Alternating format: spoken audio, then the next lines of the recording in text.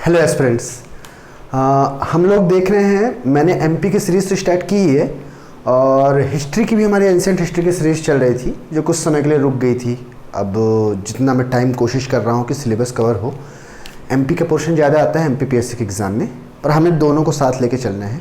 तो आज मैं नेक्स्ट वीडियो उसी पे बना रहा हूँ। हमारा पहला चैप्टर हो गया था कि इतिहास की जानकारी, एंशिएंट हिस्ट्री की जानकारी हमें किन किन चीज़ों से मिलती है। हमें धर्म ग्रंथों से मिलती है जिसमें हमने ऋग्वेद, सामवेद, यजुर्वेद और अथर्ववेद के बारे में देखा था।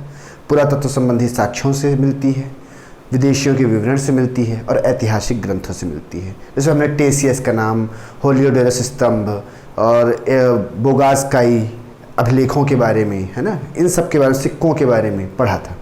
आज का चैप्टर 2 है वो स्टार्ट होता है कि जो इतिहास की शुरुआत हुई।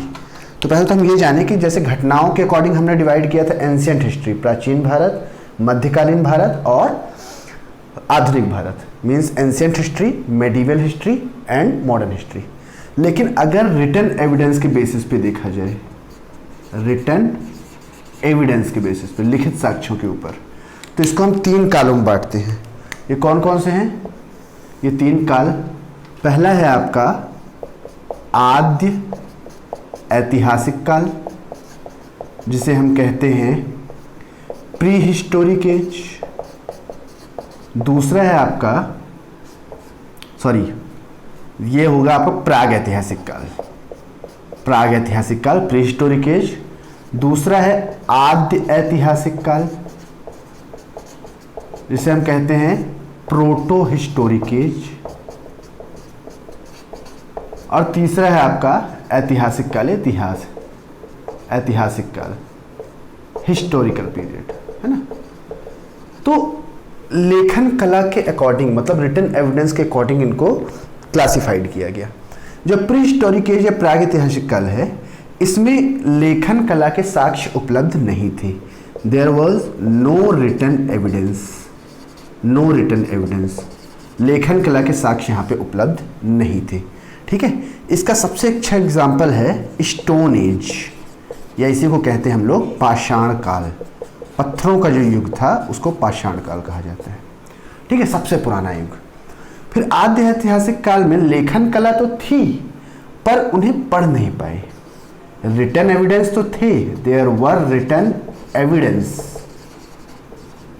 But not readable, non readable.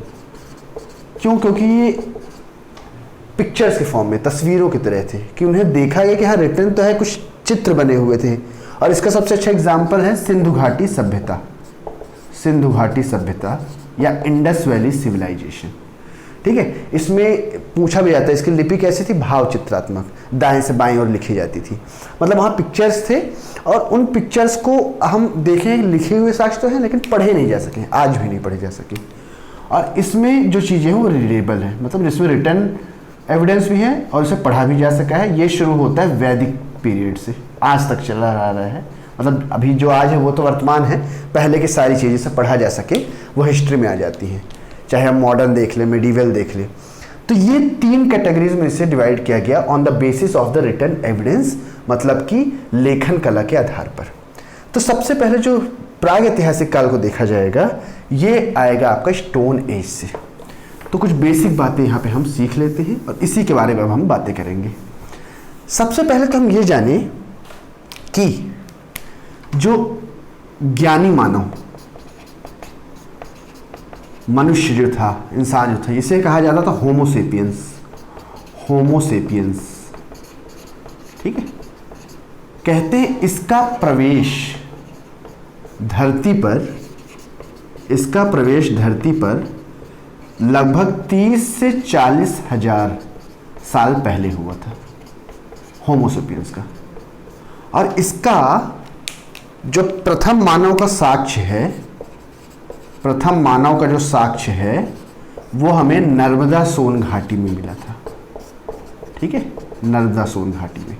ये बाद में जब पढ़ेगा तो ये सब चीज़ें बताई गई। ठीक है, तो इसलिए यहाँ से जो मानव का साक्ष्य कंकाल मिला था उसे नर्मदा मानव भी कह सकते हैं।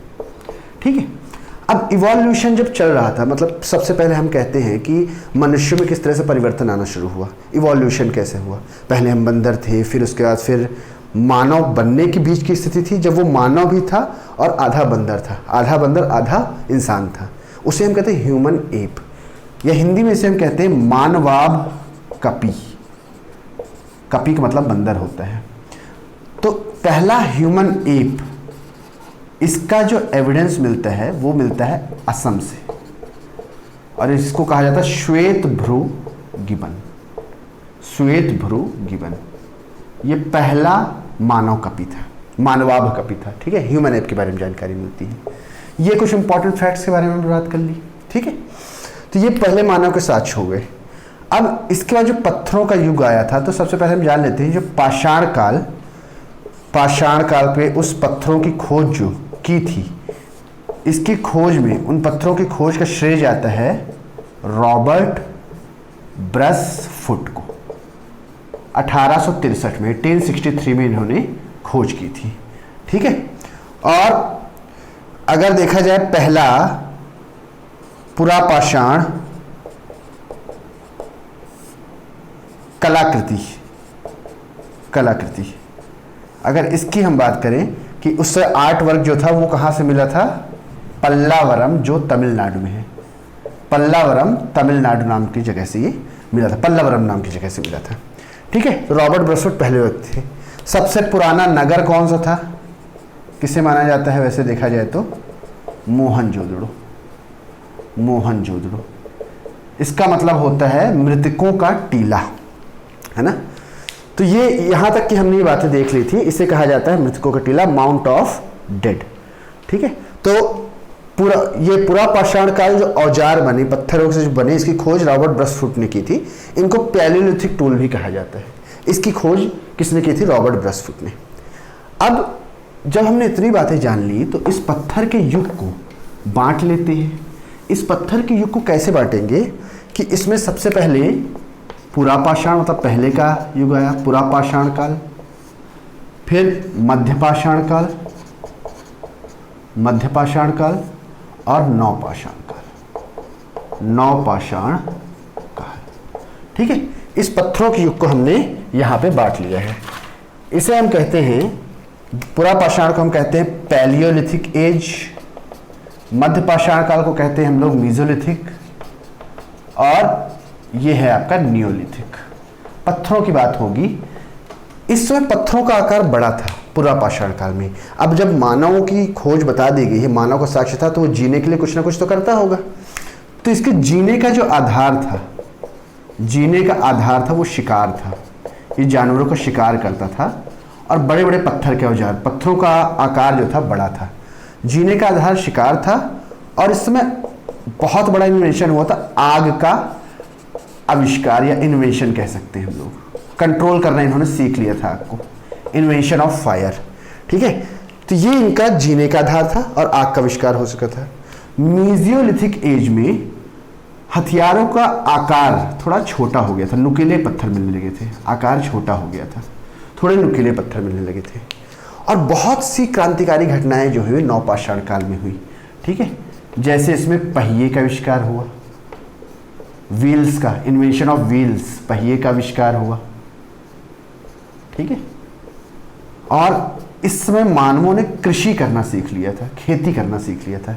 और जब कोई इंसान खेती करना सीख लेता है तो उसे लगता है कि अब दर बदर भटकने की जरूरत नहीं है, खाना बदोश बनने की। पहले तो घूम रहा था खाना बदोश की तरह, आग जला रहा है, शिकार कर रहा है, लेकिन अब खेती करने लगा तो उसे लगा कि अब तो कुछ उगा भी सकता हूँ। तो इसने स्थायी प्रवृत्ति आ गई थी, दे बिकेम स्टेबल, कि चलो अब घर परिवार बसाने का टाइम आ गया है, खेती वेती सीख ली है हमने। और इन्होंने पशुपालन मतलब कि एनिमल हस्बेंड्री भी सीख ली थी, पशुपालन भी सीख लिया था। और सबसे पहला पशु जो पाला गया था वो था कुत्ता।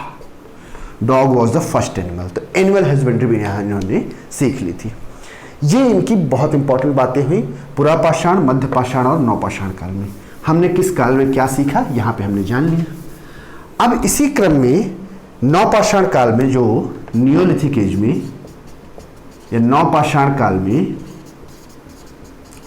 जो सबसे पहले धातु खोजी गई, पहली धातु पहली धातु।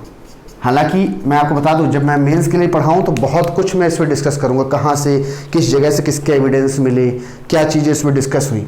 ये हम देखते हैं जो एग्जाम पॉइंट ऑफ व्यू से, हर एग्जाम में यहाँ से क्वेश्चंस बन के आते हैं, मोस्टली लूसेंट में आप ये देख सकते हैं। ठीक है, तो मैं उसी को बनाने की कोशिश कर रहा हूँ कि जितना जल्दी हम इसको कवर करें और आपकी समझ में सिस्टमैटिक, आप क्रोनोलॉजी समझिए, बहुत ज़रूरी है।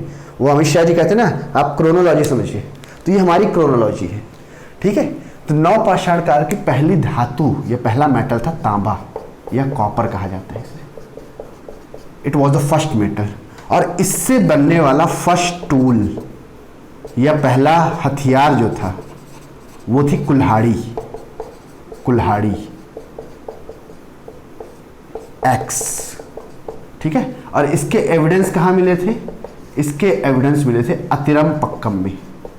अतिरमपक्कम में इसके एविडेंस मिले थे। जो पहली धातु जो थी तांबा थी, और पहला टूल जो था ये था। और पहली फसल, फर्स्ट क्रॉप, पहली फसल जो थी, भाई अब खेती कर रहे थे तो फर्स्ट क्रॉप जो इनको पता चली वो कहाँ से? वो थी गेहूं और जौ, wheat and barley. Wheat and barley. और इसके एविडेंस मिलते हैं मेहरगढ़ से। मेहरगढ़ जो अब पाकिस्तान का हिस्सा हो चुका है, बलूचिस्तान में है, बलूचिस्तान। ठीक है, और जो इसके बाद एक चावल का साक्ष्य जो मिला था, इसका एविडेंस, चावल का मिला था एविडेंस कोल्डी हवा से। कोल्डी हवा से। ठीक है, यूपी में है ये, यहां से इसके साक्ष्य मिले थे। ठीक है, तो ये कुछ इंपॉर्टेंट फैक्ट्स हो गए।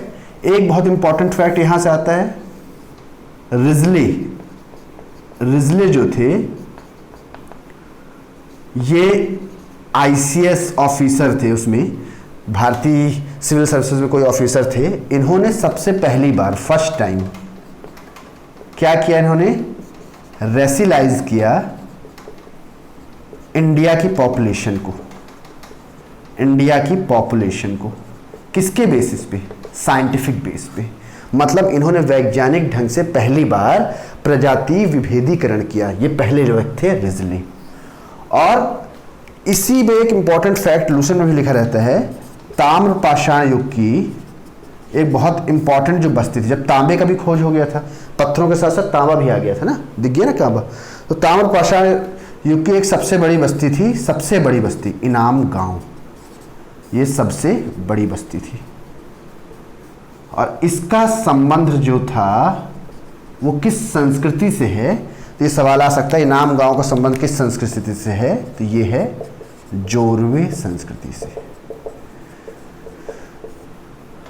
सो इतने कुछ इंपॉर्टेंट फैक्ट्स हैं किसमें? आपके एंशिएंट हिस्ट्री के चैप्टर 2 में, जिसमें हमने प्रागैतिहासिक काल के बारे में देखा। अब अगले लेक्चर में हम लोग आद्य ऐतिहासिक काल के बारे में देखेंगे, जिसका इंपॉर्टेंट होगा सिंधु घाटी सभ्यता, और बहुत से क्वेश्चंस बन के आते हैं। हम सभी जानते हैं वहाँ से बहुत क्वेश्चन बन के आते हैं। फिर वैदिक सभ्यता, वहाँ से भी क्वेश्चंस बन के आते हैं। तो आई ट्राई कि मैं इसको भी बढ़ाता रहूँ, कोशिश करता रहूँ। जितना भी टाइम मिलेगा I will prepare this, and please watch these lectures. And देख तो रहे हैं लोग, लेकिन सब्सक्राइब नहीं कर रहे हैं, तो मैं चाहता हूँ सब्सक्राइब भी करें। मतलब ये रिक्वेस्ट कर रहा हूँ मैं।